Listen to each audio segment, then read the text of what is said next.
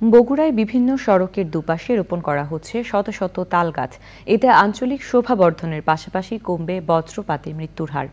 শুধু রোপণই নয়, প্রাকৃতিক দুর্যোগ মোকাবেলা সহ প্রাণ প্রকৃতি রক্ষায় রক্ষণাবেক্ষণও জোর দেন সংশ্লিষ্টরা। রৌফ জালালের তথ্য ভিডিওচিত্রে মোশাহিদ রনের রিপোর্ট। ইটভাটায় জ্বালানি, ঘর তৈরির উপকরণ কিংবা সনাতন নৌকা, বিভিন্ন কারণে বছরের পর বছর দেশ জুড়ে কমেছে তাল গাছের সংখ্যা। বাস্তুতন্ত্রের ভারসাম্যহীনতা ও জলবায়ু অভিঘাতে আশঙ্কাজনক হারে বেড়েছে বজ্রপাত ও প্রাণহানি। বিরূপ প্রভাব পড়ছে প্রাণ প্রকৃতিতে।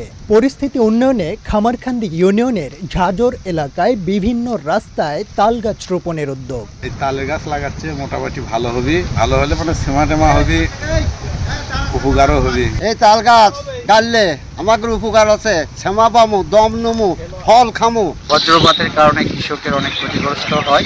এই তাল গাছগুলো যদি রাস্তার দুই সাইডে হয়ে যায় তাহলে কৃষকগণ এই বজ্রপাতের এর থেকে দুর্ঘটনা থেকে তারা এড়াতে পারবে। এবং পাশাপাশি এতে এই এলাকার মানুষ শান্তিভাবে এবং খুব খুশি হয়েছে যে আরও যদি এই এলাকা শুধু তাল গাছ লাগান যায় আরও মানুষ উপকৃত হবে। এতে গ্রামীণ অর্থনীতি ও পরিবেশ প্রতিবেশের উন্নয়নের আশা সংশ্লিষ্টদের।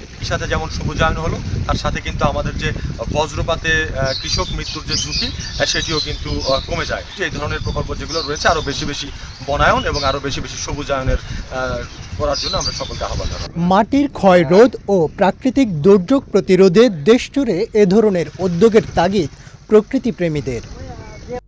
মোশাহিদ রনি, প্রকৃতি ও জীবন ডেস্ক, চ্যানেল আই।